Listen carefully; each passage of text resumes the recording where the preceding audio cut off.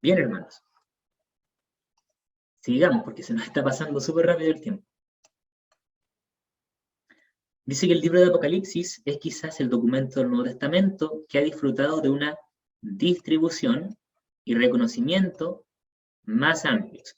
En el prólogo de su comentario de Apocalipsis, Andreas, en el siglo VI, afirma que a comienzos del siglo II, Papías, un obispo de Hierápolis, conocía ya el libro de Apocalipsis y lo aceptaba como inspirado.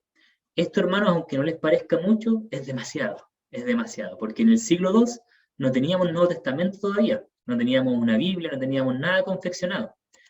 Y había muchos libros que se conocían como oscuros, como dudosos en cuanto a su inspiración. Por ejemplo, el libro de Santiago, segunda de Pedro, tercera de Juan, eran libros que hebreos se miraban con recelo, no se sabía si eran inspirados por Dios o no.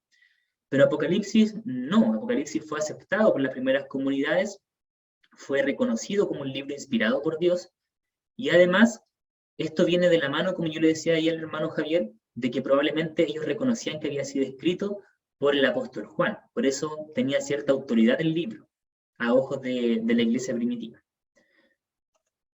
Dice aquí que hacia fines del siglo II, el libro de Apocalipsis ya había circulado ampliamente por todo el imperio y era ampliamente aceptado como parte de la escritura y como obra del apóstol Juan, como dijimos.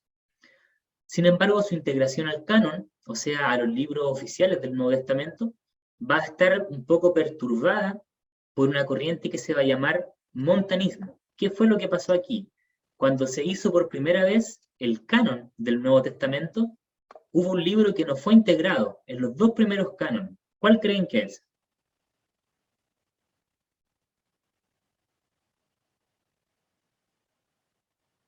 ¿Cuál será ese libro que no se integró dos veces al canon?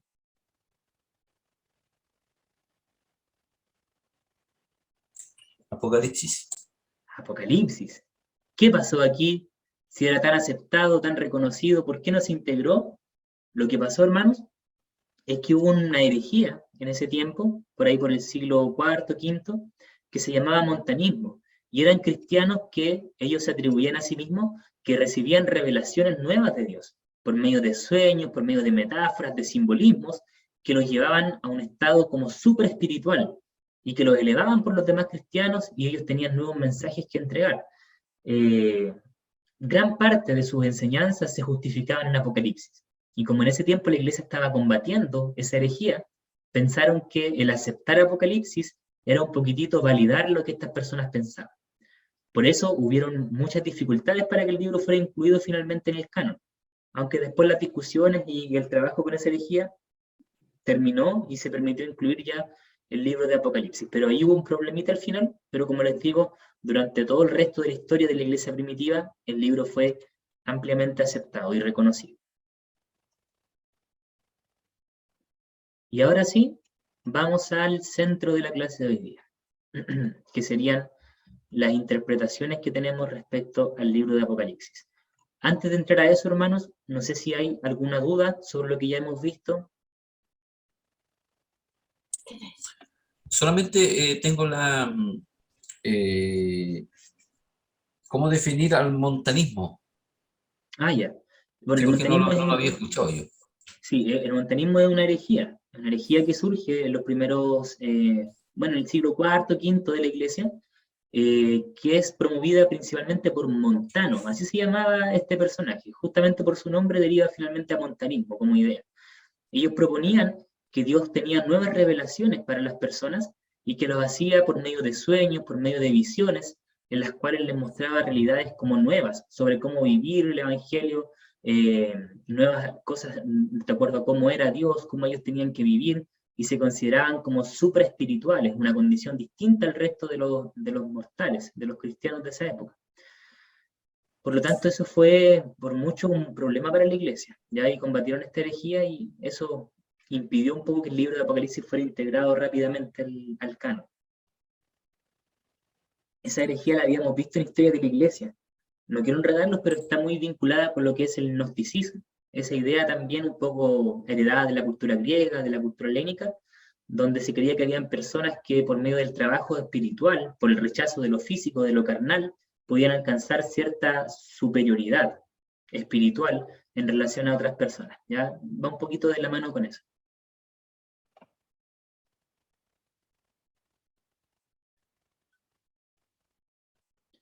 Bien, ahí igual si ustedes quieren lo pueden googlear y aparece un montón de información sobre eso. Vamos entonces a lo que quizás es el centro de la clase de hoy día. Nosotros cuando nos enfrentamos entonces al libro de Apocalipsis, vamos a ver que gran parte de la comunidad cristiana tiene distintas interpretaciones sobre este libro. Veamos lo que dice aquí este párrafo. Dice, no es de extrañar que el libro de Apocalipsis, con sus numerosas visiones y elaborados simbolismos, se haya interpretado de maneras muy diferentes. Podemos asumir que sus primeros lectores entendieron su mensaje sin grandes dificultades. Eso ya lo habíamos dicho, ¿cierto? Pese a la cantidad de visiones, pese a la gran cantidad de símbolos, de alegorías que tiene el libro, tenemos que entender que los primeros lectores sí podían interpretarlo bien. Era un mensaje comprensible para ellos. ¿Qué pasó?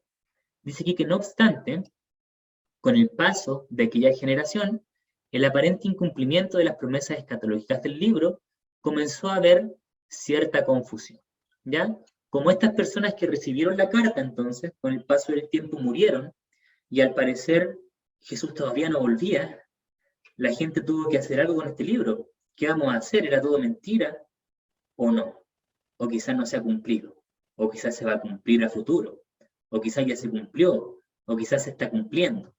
Todas esas dudas van a derivar finalmente en distintas posturas para interpretar el libro de Apocalipsis, ¿ya? Que son las que nosotros hoy en día, sabiéndolo o no, las practicamos. Y todos nosotros en nuestra mente tenemos una idea y una interpretación de Apocalipsis.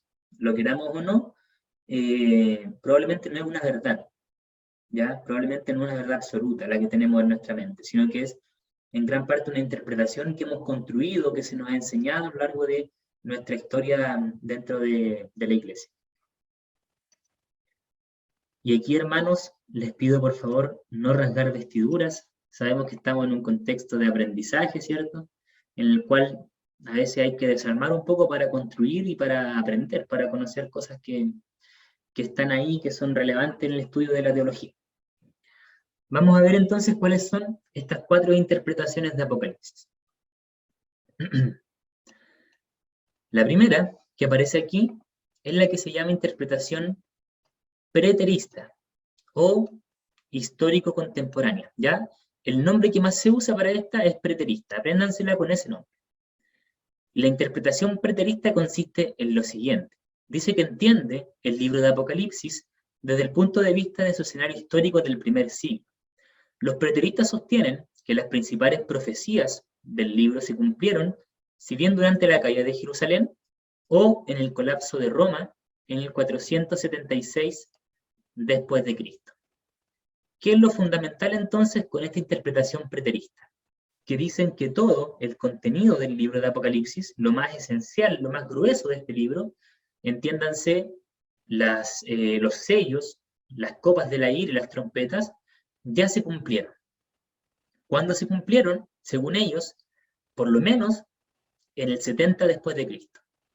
O los que son más amplios en su visión, cuando cae Roma en el 476.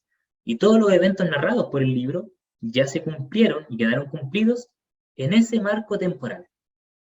Por lo tanto, hoy en día nosotros podemos sacar enseñanzas de Apocalipsis, tal como lo hacemos con el Antiguo Testamento, ¿cierto?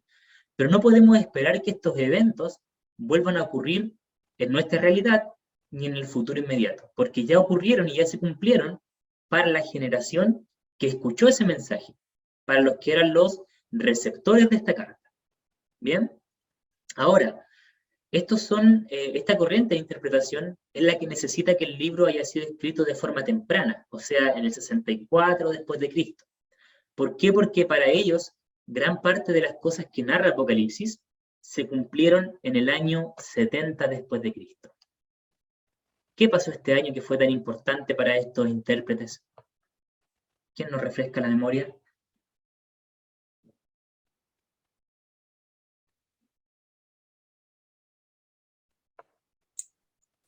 La invasión de la destrucción del templo en Jerusalén. Exactamente.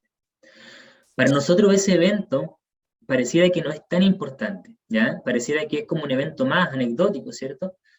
Pero desde la perspectiva judía, y en esto coinciden muchos autores, lo que vivimos aquí en el año 70 después de Cristo es un apocalipsis judío.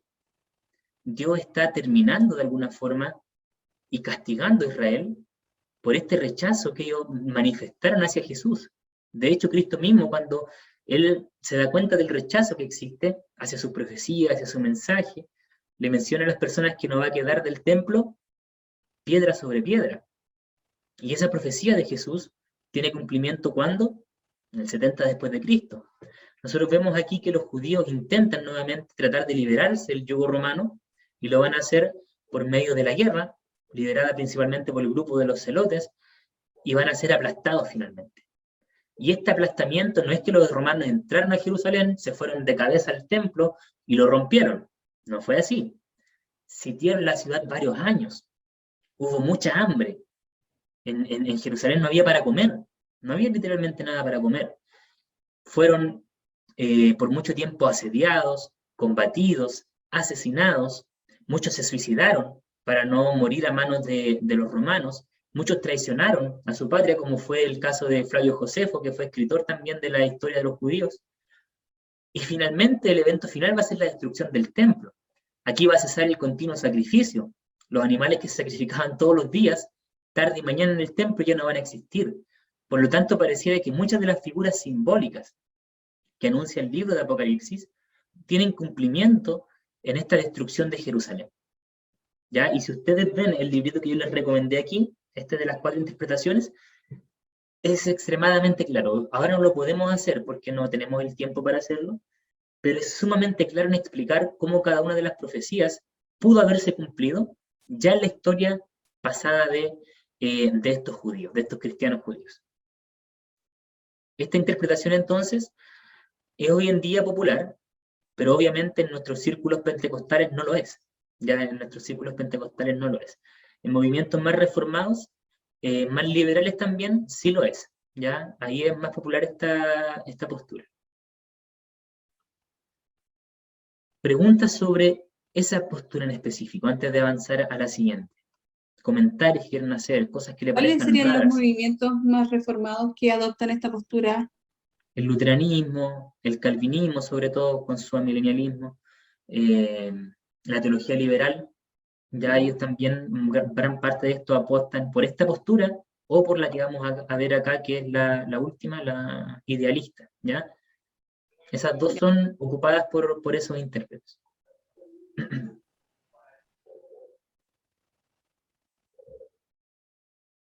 ¿Algo más, hermanos? Profe, comentar que si bien se le aplican estas profecías a Jerusalén, al pueblo de Israel, en este caso, el hecho que se haya escrito a un grupo de iglesias, ya en el Asia Menor también nos implica que no era como exclusivo para ellos, como para que se la Claro. apropiaran de una manera tan literal hacia ellos para interpretarlo tal vez. No sé si a lo mejor ese argumento podría de alguna forma refutar un poco que ellos se lo hayan tomado tan a pecho como que era para ellos. Claro. En la diáspora, en todo lo que es la destrucción o la invasión del pueblo judío. No sé, de mi mirada como para interpretarla tan preterista. Sí. Dos cosas sobre eso. Hay que considerar igual que dentro de Jerusalén había un alto porcentaje de cristianos también. Que estos cristianos son considerados de alguna forma como hermanos de estas personas que están ahí en Asia. Por lo tanto, vamos a ver, bueno, no podemos profundizar tanto en esto, pero vamos a ver que muchas de las cosas que se dicen en el libro de Apocalipsis van principalmente dirigidas desde la postura preterista hacia los cristianos que se encuentran, o hablan sobre los cristianos que se encuentran en Jerusalén. También habla un poco de eso, pero también se da en el marco de una persecución general. ¿Ya? Por un lado va a ocurrir esto de Jerusalén, pero también está ocurriendo la persecución inmediata de lo que está ocurriendo con Nerón, que él ya está persiguiendo actualmente en ese momento a los cristianos. dándoles muerte. Entonces para ellos va a tener esta doble significancia. Por un lado lo que entienden, que es que Nerón los está persiguiendo y los está matando, y por otro lado lo que va a venir, que sería esta profecía sobre la destrucción de Jerusalén y todas sus consecuencias para judíos y cristianos, ¿ya? Este evento para ellos todavía es desconocido. Ellos supuestamente no saben cuando reciben la carta de que va a ocurrir la destrucción de Jerusalén, porque ahí está la profecía, ¿cierto? Pero sí entienden de que algo va a ocurrir dentro de su vida, del periodo de su vida física. Y eso sí calzaría, porque esto sí ocurrió dentro del periodo de su vida física. Además, sumado a que ellos estaban sufriendo ya la persecución del emperador Nerón. Por lo tanto, hay formas de abordar eso.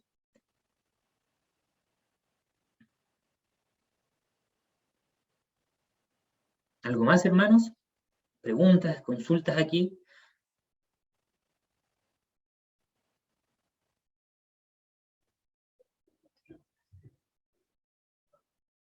Bien, avancemos entonces. Veamos la interpretación que sigue, que es la interpretación que yo creo que está más en desuso, que es la interpretación historicista. Esta es la que ya no se considera tanto, así que la vamos a pasar de forma bien superficial. Espérenme un poquito, que no encuentro el lápiz. Ahí. Veamos qué dice. La interpretación historicista lo interpreta como una predicción de la historia, que conduce hasta los propios tiempos del exégeta, o sea, del intérprete.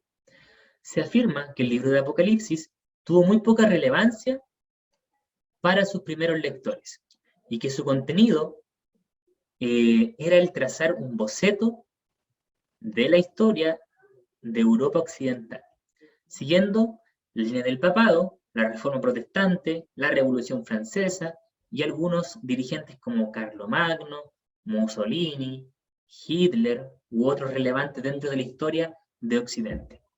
Esta interpretación fue bien popular, hoy en día ya no lo es para nosotros, pero fue muy popular en el siglo XX. Imagínense ustedes que están en el siglo XX, viviendo la Primera y la Segunda Guerra Mundial. Yo creo que todos pensaron que ese era el apocalipsis, ¿cierto? Esta interpretación surge un poco de eso, de esa inquietud que tenían las personas.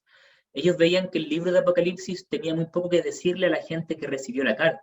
En realidad ese libro lo que hablaba era el desarrollo de la historia de Occidente desde el surgimiento del cristianismo hasta el desenlace de todos los eventos que ocurrieron hasta llegar principalmente a la Segunda Guerra Mundial o a mediados del siglo XX.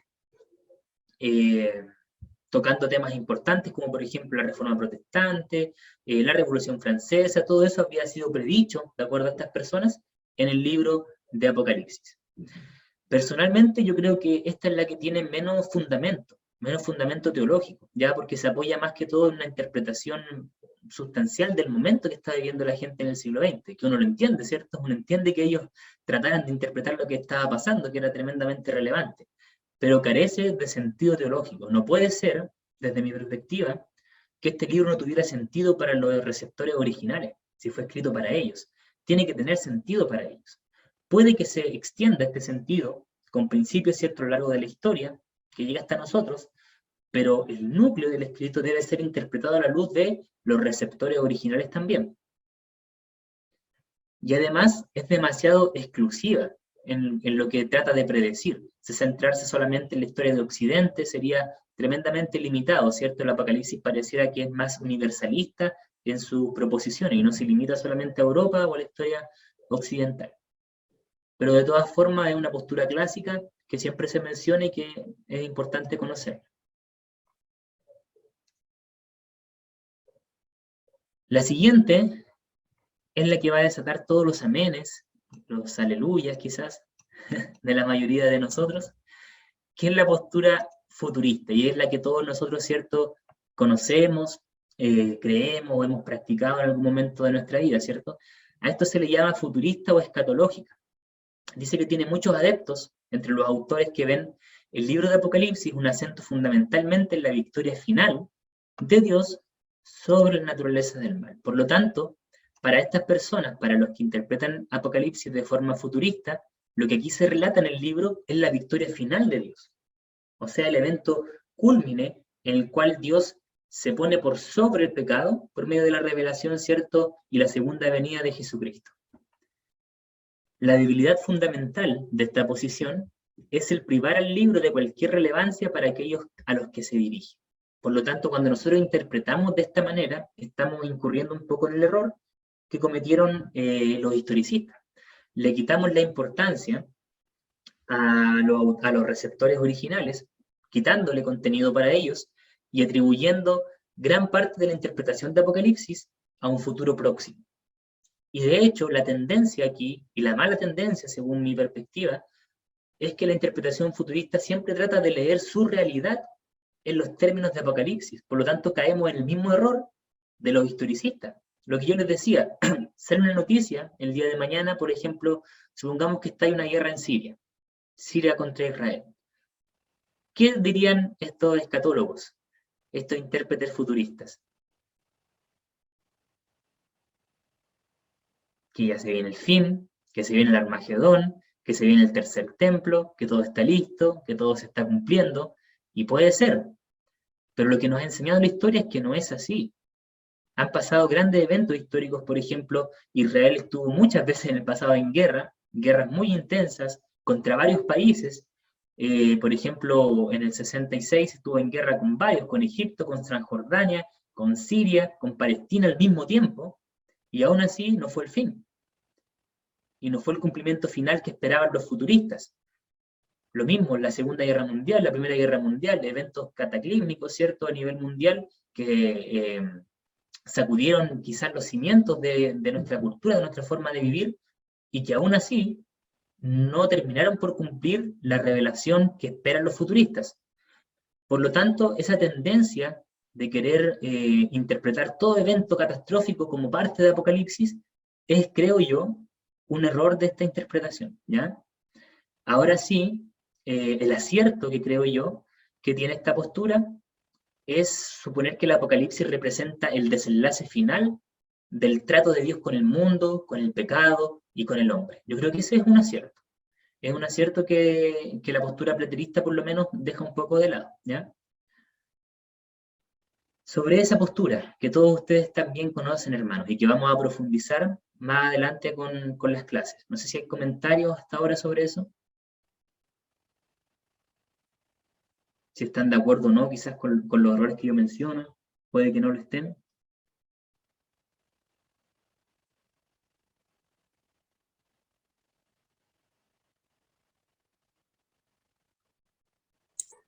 Profe, yo creo que dentro de esta, al menos de nuestra generación, en la mirada del libro Apocalipsis,